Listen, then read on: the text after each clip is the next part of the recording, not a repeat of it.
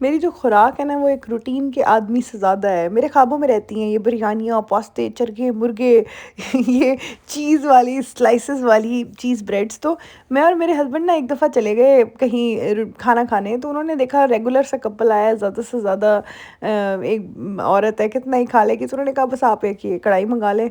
हमने वो कढ़ाई मंगा ली बस वो कढ़ाई में जितना उसको सालन दाना आप समझे, वो कढ़ाई कढ़ाई के साथ ही मैं नान रख के बैठ गई, क्योंकि वो 2-3 नवालों में मेरी ख़त्म होने वाली थी।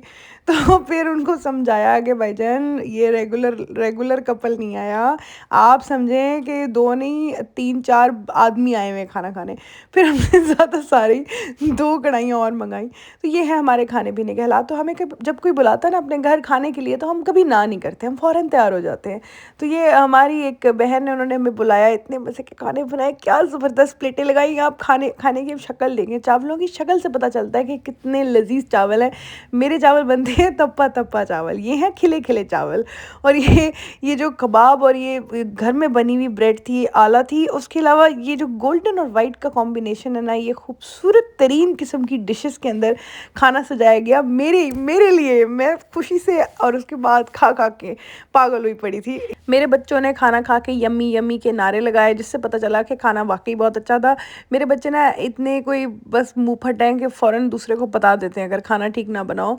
इससे पहले ना एक दफ़ा एक हमारी जानने वाली, उन्होंने कलौंजी डाल के ना, ढेर सारी कलौंजी डाल के एक सालन बनाया, और बार-बार मेरी बेटी को कह रही हैं प्लीज़ खाओ ना, प्लीज़ खाओ ना। मैं डर-डर के उसको रोकूँ कि अल्लाह ये इतना कोई ज़हरीला सा खाना मेरे से भी बुरा बनाया हुआ है इन्होंने। ये बच्ची मेरी इनको बता देगी क्योंकि ये समझ रही है कि उन्होंने बहुत अच्छा बनाया।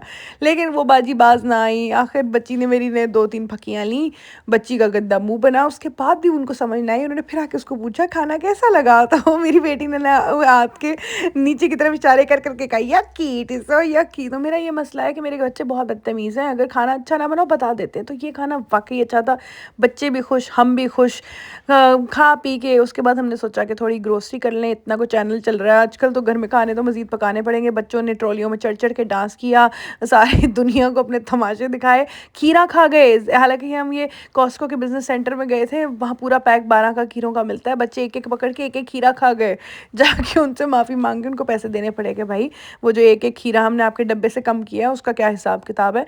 लेकिन फ़र्क ये पड़ा कि कॉस्को का जो बिज़नेस सेंटर है, इसमें आपको जाके महसूस होता है जैसे आप कोई बिज़नेस चला रहे हैं, आपको बड़ी-बड़ी चीज़ें मिलती हैं। ये जगह मुझे पहले पता नहीं थी, लेकिन हमने होल लूट-मार मचाई, वो जाके हमने ग्रोसरी शॉपिंग ये की। और मुझे ये भी पता चला कि यहाँ पे ज़्यादा हलाल चीज़ें हैं, जो रूटीन का कॉस्को है भाईजान उसमें 4-5 चीज़ें हलाल हैं, तो यहाँ हर चीज़ ही हलाल मिल रही है। तो अब हम घर जाके करेंगे कुकिंग, क्योंकि कुकिंग अपनी सेट है।